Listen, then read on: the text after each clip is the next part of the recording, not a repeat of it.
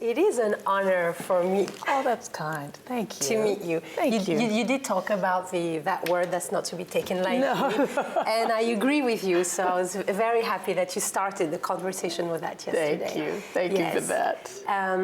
No, so it's because we have very little time, I wanted to dive straight into something which is your project, your film, The 13th. Mm-hmm. We discussed it a little bit yesterday, but when I looked at it from the side of mass incarceration, you look at it from the angle of slavery, but both are linked. Sure. And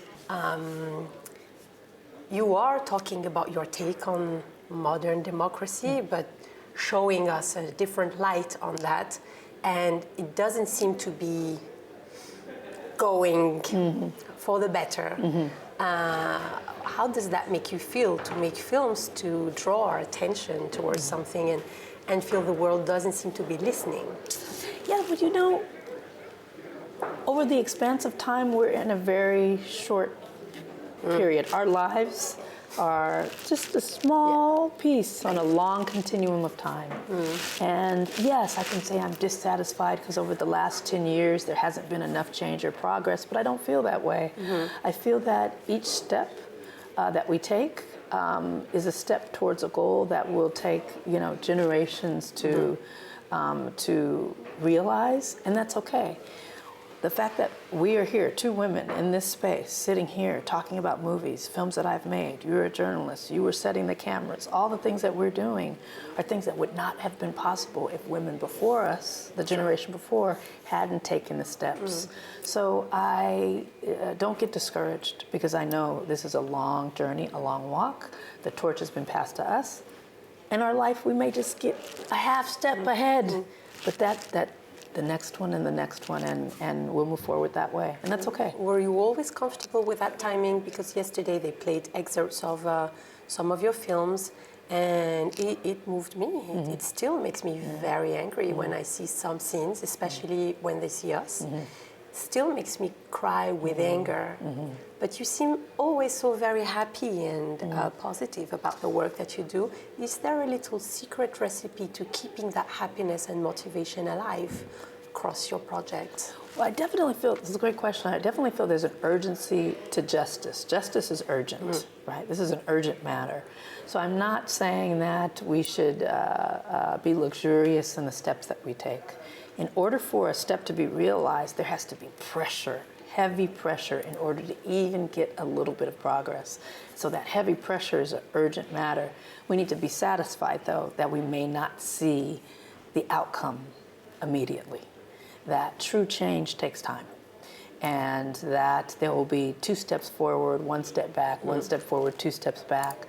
And so that's just the nature of how we need to hold these problems so that we don't get fatigued, exhausted, and burned out. And just to know, a good thing happens, 2 bad things are going to happen. Okay, we keep pushing forward a little bit more. And so that's what I learned from people like Dr. King. That's what I learned from people like Malcolm X, like Fannie Lou Hamer, like Maya Angelou. So many people, James Baldwin. You keep pushing, you keep pushing, you keep pushing. It's urgent, and little by little it will move. It's quite inspiring, and I think you've inspired ladies around you. And yesterday you mentioned Ramata Toulaïsi, who's a French-Senegalese director who was selected in Cannes last year. And you said she's the second. And then The first was Mati Diop. Mati Diop, exactly.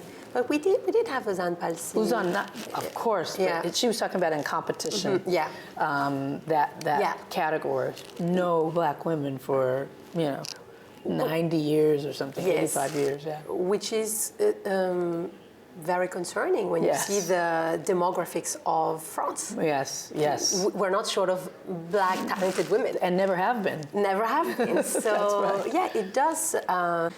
There was a report saying that, analyzing our current state of the democracy. And if you compare our situation today with the situation of vassals in the Middle Ages, we actually have less rights in what we have to pay.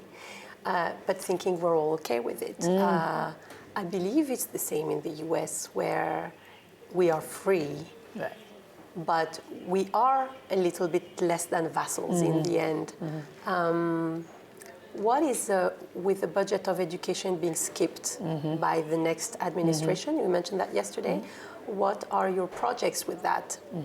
Is there anything over and above films you're going to make that you that are brewing into you? Yes, well, I have Array. You know, it's our space in Los Angeles where we actually welcome people in to make their work, to talk about work, to create momentum around art and activism. And so that's my offering, that in addition to my films. Everything that we show, everything that we program at Array is free. So we want to make sure that the doors are open to anyone that wants to come in and be in community around cinema and the ways that it can change, how storytelling can change, how art can change things. But I guess my most powerful medium are the things that I make. And I really plan to, I'm very disappointed with the political landscape. I'm heartbroken at the actions of the current administration and the incoming administration. And so it is imperative that people raise their voices, that we do what we can where we are to support, people who are in turmoil and in tragic situations and traumatized around the world, and also at home. I'm not a politician. I don't have a lot of, I can't solve the problems. I do what I can where I am. I make films. So the question is to people watching this, well, what can you do? What do you have at your disposal? Is it being kind to someone on the train station? Is it sharing information? Is it offering a book to someone who needs education? Is it just when a conversation is happening and there's something that's being said that's racist or prejudiced, saying, no, that's not true, or speaking up? All of these things matter. You don't have to be a filmmaker to make change, and you don't have to be a politician to do it either. Yes, I'm pretty sure your film, The 13th, did influence the First Step Act. Oh. I'm pretty sure. Okay. Yes. Okay. Came out 2016, First Step Act 2018. I hope we contributed. I don't think it's a coincidence. I hope we did. Thank you very much, Thank you for Madame the thoughtful Duvernet. questions. What a wonderful interview.